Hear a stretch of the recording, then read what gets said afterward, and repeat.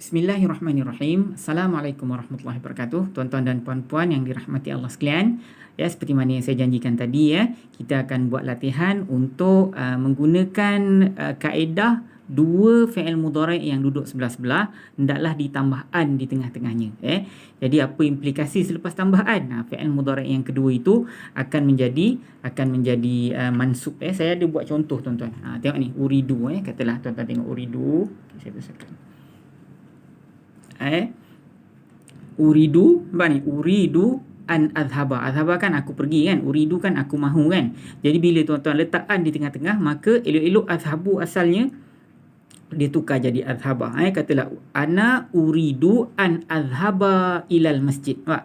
Ana uridu an adhaba ilal masjid. Kalau tuan-tuan tengok kalimat yang kedua, kalimat yang kedua, zahaba kan kataba kan, aku nak menulis dalam masjid. Ana uridu an aktuba fil masjid. Ana uridu an akhruja minal masjid. Ana uridu an akula fil masjid. Semua pakai ana saja. Dia, mereka, engkau jangan pakai ini, semua pakai ana saja. Aku nak masuk masjid, aku nak pergi masjid, aku nak tulis dalam masjid. Kalau jalasa samalah ana uridu an ajlisa fil masjid, ana uridu an adriba fil masjid. Kita guna fi'il mudhari' hari ni. Tuan-tuan Baik, sebelum tu macam biasa saya nak dengar ataupun tuan-tuan buat latihan tasrif dulu. Zahaba yadhhabu idhhab, kataba yaktubu uktub, kharaja yakhruju ukhruj, akala yakulu kul, jalasa yajlisu ijlis, daraba yadribu idrib. Mudah-mudahan tuan-tuan dah lancar lah benda ni. Okey, sekarang ni kita buat latihan kita tuan-tuan. Semua pakai kalimat yang sama.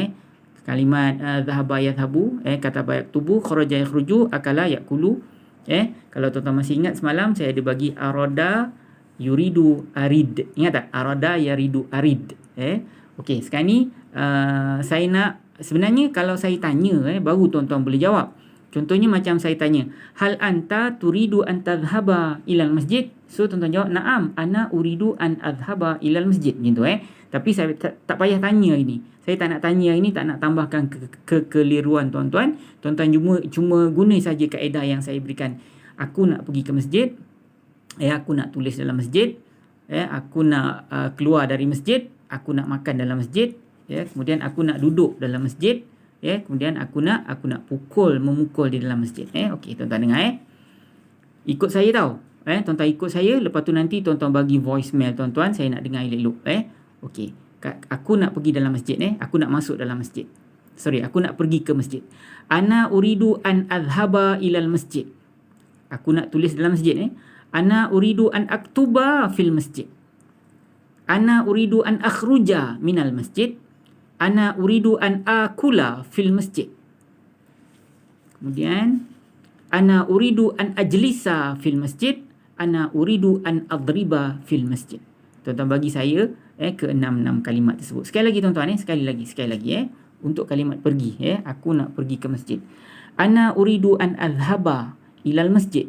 Ana uridu an aktuba fil masjid. Ana uridu an akhruja minal masjid. Ana uridu an akula fil masjid. Ana uridu an ajlisa fil masjid. Ana uridu an akula fil masjid. Tuan-tuan bagi saya ke 6 sebutan itu, insya-Allah mudah-mudahan Allah pemudahkan tuan-tuan lah, lembutkan lidah tuan-tuan untuk tuan-tuan untuk tuan-tuan menyebutnya, insya-Allah saya nak dengar ke 6 kalimat tersebut. Baik, kita ambil pada ayat kita tuan-tuan. Seperti mana yang saya janjikan tadi, hari ini kita baca ayat 8 daripada surah Al-Alaq. Sebentar. Ni inna ila rabbika ruj'a. Sebentar. Ni inna ila rabbikar ruj'a. Inna ila rabbikar ruj'a. Sesungguhnya kepada Tuhan engkaulah tempat kembali. Jadi inna ila, ingat tak inna ini setiap kali tuan-tuan jumpa inna, dia nak subjek dan khabar kan tuan-tuan? Dia nak subjek dan khabar. Inna ila rabbikar ruj'a. Jadi apabila kalimat ini dia punya subjek dia dimulakan dengan haraf jar. Jadi maknanya kalimat ni dia punya subjek dan khabar dia telah diterbalikkan. Jadi sebenarnya inna ar-ruj'a ila rabbika. Macam tu cara ulama mengajar kita bagaimana untuk memahami ayat ni. Inna ar-ruj'a ila rabbika, sesungguhnya tempat kembali ialah kepada Tuhan engkau. Macam tu tuan tapi dalam kaedah Al-Furqan kita maintain aja kita maintain aja. Tapi ni sekadar untuk fahamkan ayat ni Okay, inna sesungguhnya ila rabbika, kepada Tuhan engkau, ar-ruj'a tempat kembali. Tapi untuk fahamkan ayat ni, sesungguhnya tempat kembali ialah kepada Tuhan engkau. Okay, inna sesungguhnya, inilah kalimat haraf, dia ialah haraf taukid. Dalam masa yang sama, tiap-tiap kali tuan-tuan jumpa inna nak subjek dan khabar. So kalau secara kaedah teknikal dia, seperti mana ulama-ulama dulu ajar kita, subjek di mana? Subjek dia ialah ar-ruj'a ni. Khabar di mana? Khabar dia ila rabbika. Tapi kalau ikut kaedah kita, sesungguhnya ila rabbika ni dia punya subjek, ar-ruj'a ni tempat dia punya khabar. Kita maintain macam biasa dia. Okey, inna sesungguhnya, ila maknanya kepada, inilah kalimat haraf juga, dia ialah haraf jar. Rabbika ada dua kalimat, Rabbi Tuhan, ka engkau. Rabbi ialah kalimat isim, dia ialah isim biasa, dia berpangkat majrur. Tanda majrur dia ialah kasrah. Penyebab dia dapat pangkat majrur ialah kerana selepas haraf jar. Okay, Rabbika ni dua isim berpasangan, dia ialah pasangan mudhaf dan mudhafun ilaih.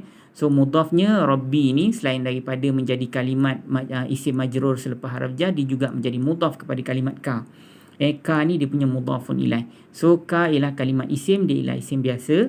Dia ialah isim yang ada gelaran dan fungsi. Gelarannya ialah isim dhamir. Isim dhamir. Dia jadi dhamir pada siapa tuan-tuan? Dia jadi dhamir kepada Rasulullah sallallahu alaihi wasallam kan. So inilah isim yang ada gelaran dan fungsi. Kalau dalam pelajaran kita peringkat yang ketiga, isim yang ada gelaran dan fungsi ni dia mabni. So jangan hiraukan tentang baris dia. Sepatutnya dia majrur kan, tapi sebab ni isim ni dia mabni, so tak boleh ubah baris dia. Okey, ar-ruj'a. Ar-ruj'a maknanya tempat kembali. Inilah kalimat isim, dia ialah isim biasa. Dia sedang berpangkat mansub. Kenapa mansub? Sebab dia ni, kalau mengikut para ulama dulu, dia merupakan subjek kepada inna, isim inna. So isim inna kena mansub lah. Tapi masalahnya ar-ruj'a ni hujung dia kan ada haraf ilah. So isim yang ada haraf ilah di hujung, maka kalau dia marfu' pun macam tu lah bunyi dia. Macam itulah tulisan dan ejaan dan bacaan dia. Kalau dia mansub pun sama, majrur pun sama, marfu' pun sama. Jadi ar-ruj'a tetap ar-ruj'a.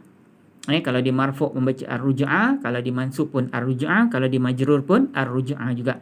So ini dia berada dalam keadaan mansub. Sebab apa? Sebab secara teknikal dia subjek kepada inna. Dia subjek kepada inna.